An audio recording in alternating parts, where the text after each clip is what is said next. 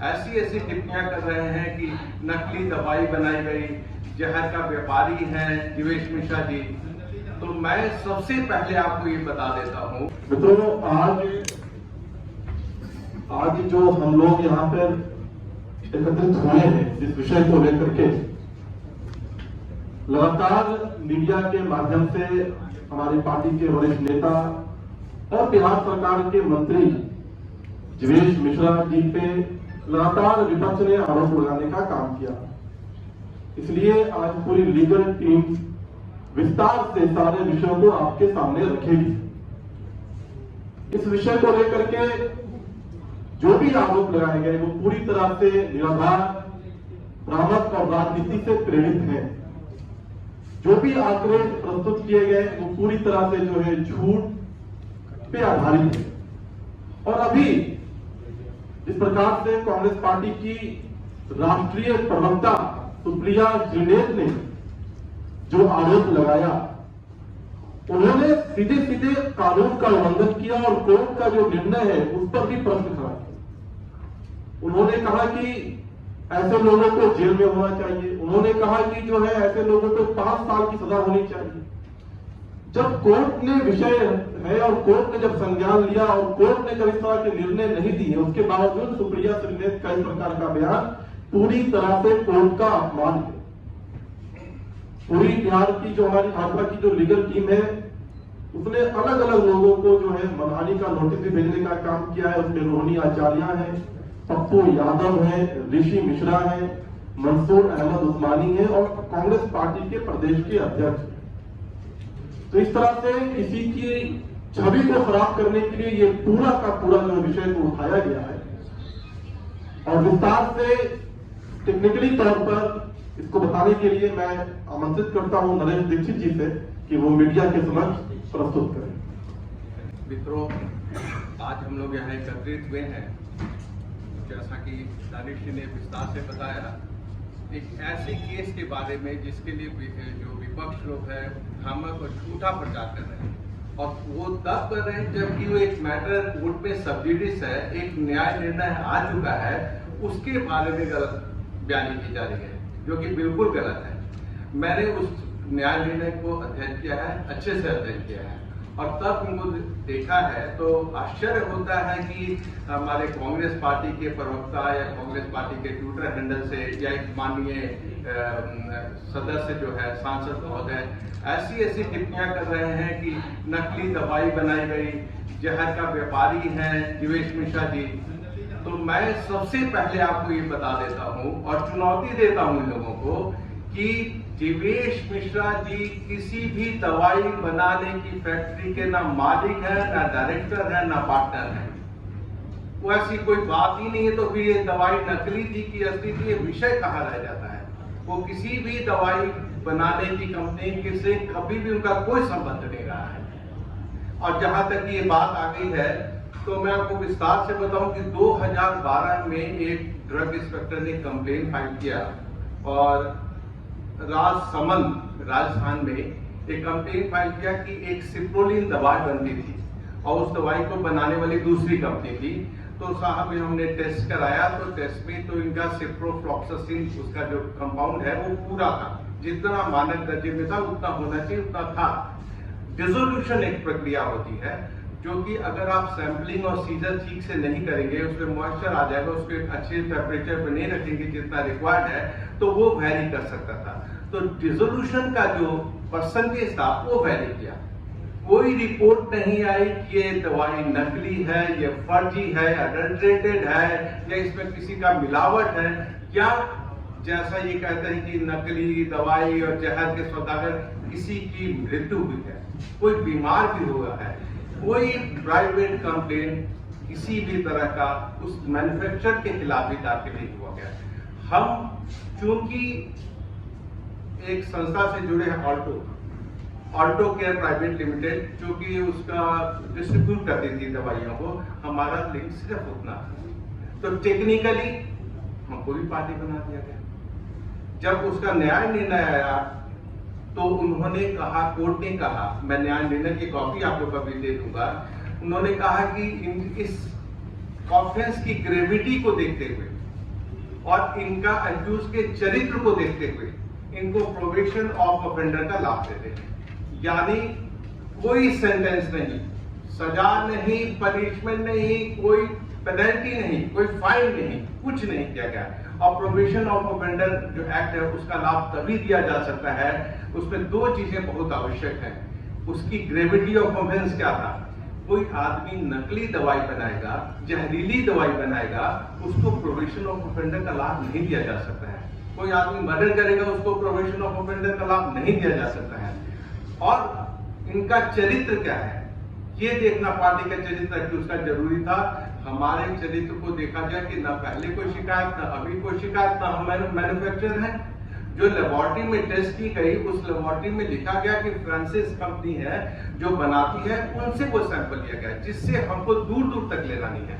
मैं फिर एक बार रिपीट करता हूं कि जीवेश मिश्रा जी का मैन्युफैक्चरिंग से दूर दूर तक कोई लेना देना नहीं है, ना वो पार्टनर है, ना उसके डायरेक्टर है, कुछ भी नहीं है। फिर उन्होंने कहा कि हमको प्रोबेशन ऑफ ऑफेंडर का लाभ देते हैं और कोई सजा नहीं इसमें मुकर्रर की। अब ये कांग्रेस पार्टी के प्रवक्ता का कहना कि उन्होंने, क्योंकि मोदी जी के नजदीक है, क्योंकि ये बीजेपी के हैं, इसलिए न्यायालय ने इनको 3 साल की सजा दे दी।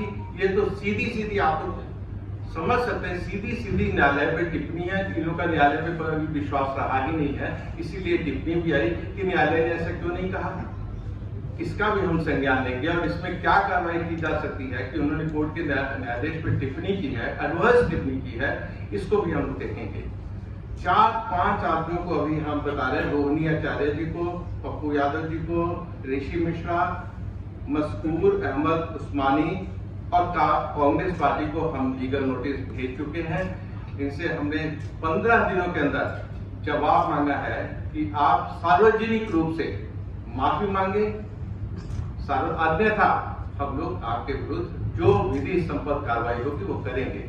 इसमें एक और चीज ऐड करना चाहते हैं, जो भी न्यायाधीश मैंने आपको बताया सीजेएम कोर्ट से, उसको चूंकि हमारे मंत्री जी लॉ अबाइडिंग सिटीजन है, कोर्ट की शरण में गए और हमने एक अपील दाखिल की। उस अपील का नंबर है अपील संख्या 75/2025 और उसकी सुनवाई हुई 30/6/25 को। 30/6/25 को जो अपीलेट कोर्ट है उसने जो भी हमारे खिलाफ नहीं भी था उसको भी उन्होंने स्थगित कर दिया, उस आदेश को स्थगित कर दिया। स्थगित करने का मतलब है कि वो जो आदेश जो पहले हुआ था वो नॉन ऑपरेटिव हो गया, वो ऑपरेशन में ही नहीं है, वो ऑपरेट ही नहीं करता है। ये 30 तारीख को हो चुका है और जितनी भी टिप्पणियां आई या सोशल मीडिया पे खबरें आई या इन्होंने प्रेस को संबोधन किया वो सब 30 तारीख के बाद है, जिसमें कहीं नहीं इन्होंने कहा वो आदेश को स्थगित कर दिया गया है अपीलेट कोर्ट ने। ये इनकी मंशा क्या थी?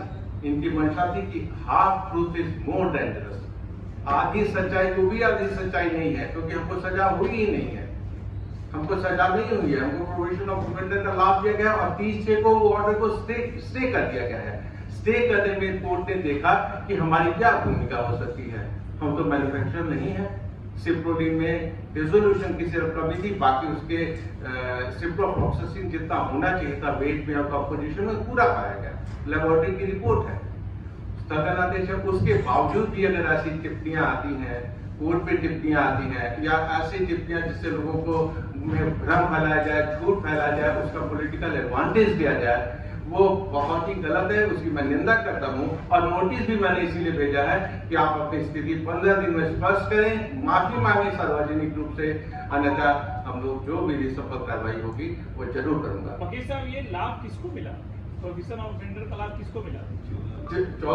10 लोगों को लाभ। कौन कौन लोग थे? क्या जीवेश मिश्रा भी थे उसमें? जी, उसमें जीवेश मिश्रा। क्यों आगे जीवेश मिश्रा के कैसे आए? जब कुछ है ही नहीं तो कैसे आगे? 7,000 का फाइन लगाया कि नहीं? जी नहीं, कि कोई 7,000 का फाइन, वो जो है वो लिटिगेशन कॉस्ट है, फाइन नहीं है, फाइन नहीं है। हमारे पास लास्ट क्या है, नाम कैसे आए? मैं आपको इसका बता देता हूँ, उसमें लिखा हुआ है 7,000 रुपए अभियोजन व्यय के रूप में जमा करेंगे, वो लिटिगेशन कॉस्ट है, फाइन नहीं है। एक भी पैसे का फाइन नहीं है, एक दिन का भी सेंटेंस नहीं है। क्योंकि हाँ, आपने सही पूछा इनका नाम कैसे आ गया। टेक्निकली क्या हुआ कि जो उनके खिलाफ कंप्लेन फाइल की गई। चूंकि हम उसके डिस्ट्रीब्यूटर थे, इसलिए हमारी कंपनी का नाम उसमें जोड़ दिया गया। तो ये कॉन्ट्राडिक्शन है ना कि आप हमको कहते हैं कि कुछ ऑफेंस नहीं है, बड़ा ऑफेंस नहीं है, सीवियर ऑफेंस नहीं है, और आपको हम छोड़ देते हैं, प्रोबेशन ऑफ ऑफेंडर का लाभ देते हैं। हमने इसलिए अपील की, तो पूछिए अपील क्यों फाइल हुआ? हमने ये अपील की कि फिर हमारे खिलाफ ये टिप्पणी हुई थी और इसलिए स्टे हो गया। मैटर सबजुडिस है, इससे ज्यादा जो सबजुडिस मैटर है न्यायालय में उससे हम क्या बोले, मैटर स्टे हो गया और सबजुडिस है। सिप्रोलिन हम नहीं बनाते थे, अगर हम बनाते थे तो हम उसके लिए उत्तरदायी थे। दिवेश मिश्रा क्या डिस्ट्रीब्यूटर के रोल में था? उनकी कंपनी उस पर डिस्ट्रीब्यूटर दवाई के डिस्ट्रीब्यूटर हैं जीवेश मिश्रा। जी हैं, थे। Alto care private limited company थी, उस प्राइवेट लिमिटेड उसके ये कब तक थे सर? ये कब तक? ये जब घटना थी तब हुई तब ये थे। उसके बाद अब शायद मेरे को इंस्ट्रक्शन नहीं है, देना पड़ेगा क्या करें। और तो धन्यवाद।